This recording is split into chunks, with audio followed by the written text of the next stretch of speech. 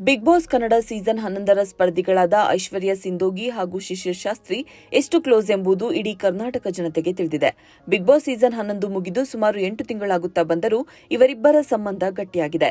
ದೊಡ್ಡಮನೆಯಲ್ಲಿದ್ದಾಗ ಇವರಿಬ್ಬರು ತುಂಬಾ ಆತ್ಮೀಯತೆಯಲ್ಲಿದ್ರು. ಎಷ್ಟರ ಮಟ್ಟಿಗೆ ಅಂದ್ರೆ ಒಂದೇ ಬೆಡ್ಶೀಟ್ ಹೊದ್ದುಕೊಂಡು ಒಂದೇ ಕಾಫಿ ಕಪ್ನಲ್ಲಿ ಜೊತೆಯಲ್ಲಿಯೇ ಕಾಫಿ ಕುಡಿಯುತ್ತಿದ್ರು. ಬಿಗ್ ಬಾಸ್ನಿಂದ ಹೊರಬಂದ ಬಳಿಕ ಕೂಡ ಇವರಿಬ್ಬರು ಅನೇಕ ಬಾರಿ ಜೊತೆಯಾಗಿ ಕಾಣಿಸಿಕೊಳ್ಳುತ್ತಿದ್ದಾರೆ. ಇಬ್ಬರು ಜೊತೆಯಾಗಿ ವಿಡಿಯೋ ಶೂಟ್, ಫೋಟೋಶೂಟ್ ಕೂಡ ಮಾಡಿಸಿಕೊಳ್ಳುತ್ತಾ ಇರುತ್ತಾರೆ. ಇತ್ತೀಚೆಗಷ್ಟೇ ಐಶ್ವರ್ಯ ಅವರ ಹುಟ್ಟುಹಬ್ಬಕ್ಕೆ ಶಿಶಿರ್ ಸ್ಪೆಷಲ್ ಆಗಿ ವಿಶ್ ಮಾಡಿದ ಫೋಟೋ ವೈರಲ್ ಆಗಿತ್ತು. ಇದೀಗ ಈ ಜೋಡಿ ಶ್ರೀಲಂಕಾಕ್ಕೆ ಹಾರಿದೆ. ಹೌದು, ಲಂಕಾದಲ್ಲಿ ಐಶು ಶಿಶಿರ್ ವೆಕೇಶನ್ ಎಂಜಾಯ್ ಮಾಡುತ್ತಿದ್ದಾರೆ. ಐಶ್ವರ್ಯ ಲಂಕಾದ ಸುಂದರ ಕ್ಷಣಗಳನ್ನ, ಶಿಶಿರ್ ಜೊತೆಗಿನ ಫೋಟೋಗಳನ್ನ ಶೇರ್ ಮಾಡಿದ್ದು ಲಂಕನ್ ಡೈರೀಸ್ ಎಂದು ಕ್ಯಾಪ್ಷನ್ ಕೂಡ ಕೊಟ್ಟಿದ್ದಾರೆ. ಈ ಜೋಡಿಯ ಫೋಟೋಗಳನ್ನು ನೋಡಿ ಅಭಿಮಾನಿಗಳು ನಿಮ್ಮನ್ನ ಜೊತೆ ನೋಡದೆ ಖುಷಿ, ಆದರೆ ಆದಷ್ಟು ಬೇಗನೆ ಮದುವೆ ಆಗಿ ಎಂದು ಹೇಳುತ್ತಿದ್ದಾರೆ. ಅಷ್ಟೇ ಅಲ್ಲ, ಉಪೇಂದ್ರ ಅವರ ಹುಟ್ಟುಹಬ್ಬದ ಸಲುವಾಗಿ ಶಿಶಿರ್ ಜೋಡಿ ಶ್ರೀಲಂಕಾದಿಂದಲೇ ಡ್ಯಾನ್ಸ್ ಮಾಡಿ ವಿಡಿಯೋ ಶೇರ್ ಮಾಡಿದ್ದಾರೆ.